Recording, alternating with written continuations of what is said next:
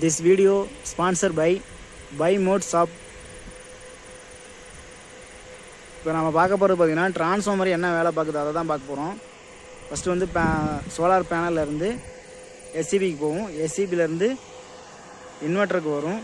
இன்வெர்ட்டருக்கு வரும். இன்வெர்ட்டர்லேருந்து பார்த்தீங்கன்னா DC supply வந்து ஏசியை கன்வெர்ட் பண்ணி 660 வோல்ட் வந்து டிரான்ஸ்ஃபார்மருக்கு கொடுப்பாங்க.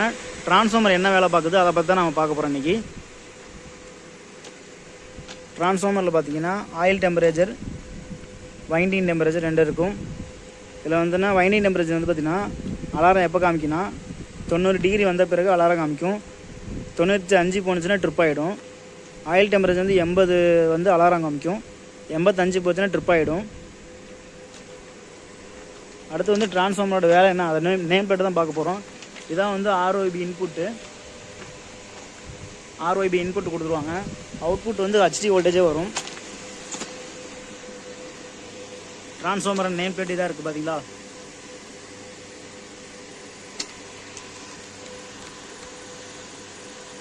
எல்வி சைடு வந்து இங்கே இருக்கு பாருங்கள். எல்வி சைடு வந்து 660 வோல்ட் வந்து ஹெச்வி சைடு வந்து 33,000 வோல்டேஜாக கன்வெர்ட் பண்ணி கொடுக்கும். இதுதான் வந்து டிரான்ஸ்ஃபார்மரோட வேலை. இதில் வந்து பார்த்தீங்கன்னா எல்வி சைடு வந்து இங்கே இருக்குது பார்த்தீங்கன்னா. எல்வி சைடு வந்து 1749 ஆம்ஸ் வந்து கொடுத்தோம்னா ஹெச்வி சைடு வந்து 34.99 வோல்டேஜாக கொடுக்கும். இது வந்து 2 megawatt inverter. Weight of the oil வந்து 1735 இருக்கும். ஆயில் குவான்டிட்டி வந்து 195 லிட்ரு, 1950 லிட்ரு. டோட்டல் வெயிட் வந்து 7350 கிலோ. இந்த டிரான்ஸ்ஃபார்மர் வந்து என்ன முறையில் கூலிங் பண்ணுறாங்கன்னா ஆயில் நேச்சுரல், ஏர் நேச்சுரல். ஆயில் வந்து பார்த்திங்கன்னா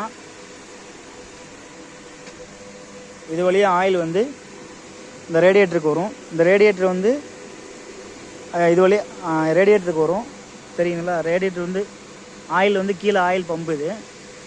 இது ஆயில் பம்பு. ஆயில் வந்து இது வழியாக வந்து ஆயில் வந்து இங்கே வந்து ஹீட்டான ஆயில் நிற்கும். அப்படிங்கிறப்ப இது கூலிங்காக இருக்கும். ரேடியேட்டர் வந்து கூலிங்காக இருக்கும். கூலிங்காக இருக்கிறதுனால என்ன பண்ணணும்னா ஆயில் டெம்பரேச்சர் வந்து ரெடியூஸ் ஆகிட்டே இருக்கும். டெம்பரேச்சர் டிக்ரீஸ் ஆகிட்டே வந்துட்டு இருக்கும்.